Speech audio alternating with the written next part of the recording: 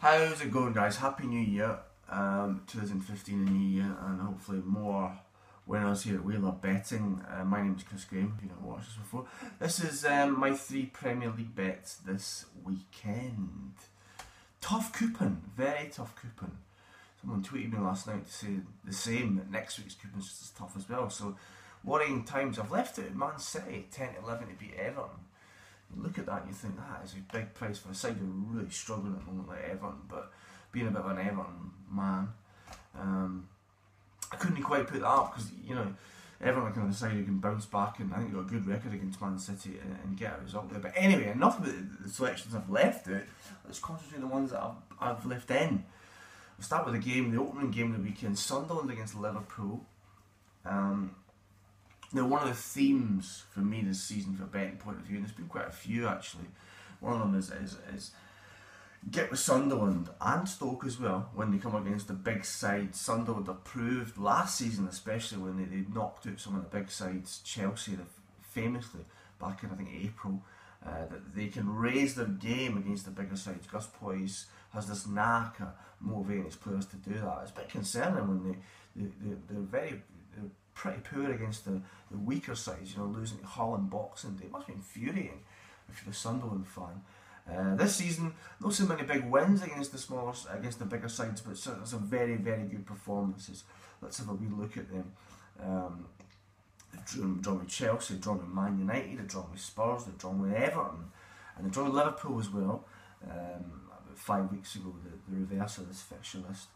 They've all failed to beat Sunderland this season in the league, and also you might recall my New Year's Day video where I put up Sunderland just to score against Man City. Well, they scored twice, they got beat 3-2, but another gallant display there, and again another example of Sunderland raising their game against these big sides, and that's what they're up against this weekend against Liverpool. Liverpool, for all the bad press they've been getting the last few weeks, they've only lost one of the last 12 matches. And for me, clearly a side in the higher echelons of the Premier League. It's both teams to score that I like here. 4-5 we bet Victor, that's what I'm betting on here.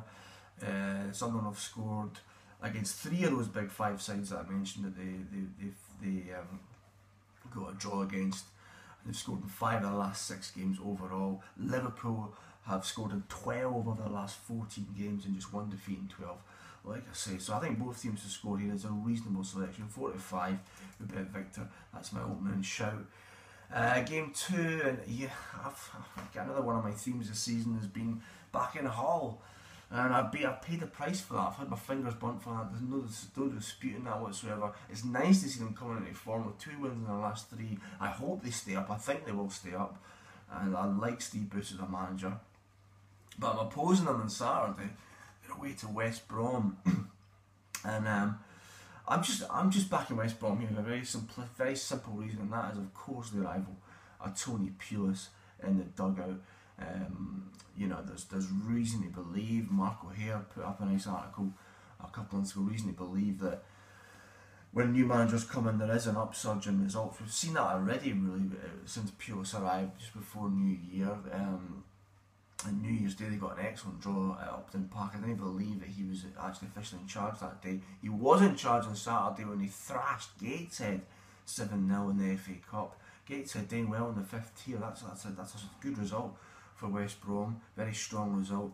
So there's already a positive effect coming through Pulis. You can see that already, and I think that will continue on Saturday. Pulis did great things at Crystal Palace last season. You don't need me to tell you that.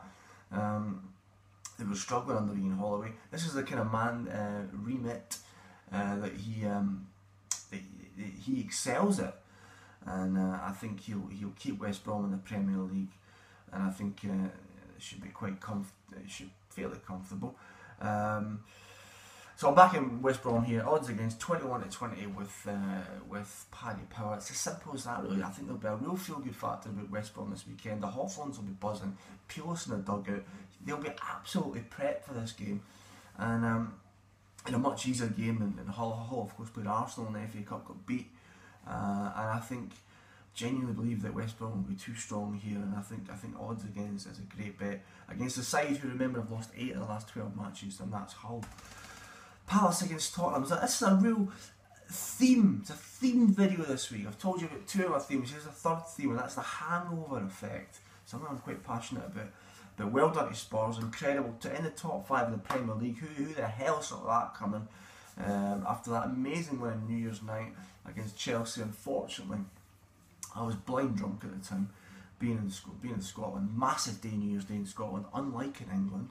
But so I didn't really see that game, but I'm looking forward to watching the highlights. I'm miles behind the highlights, forgive me for that.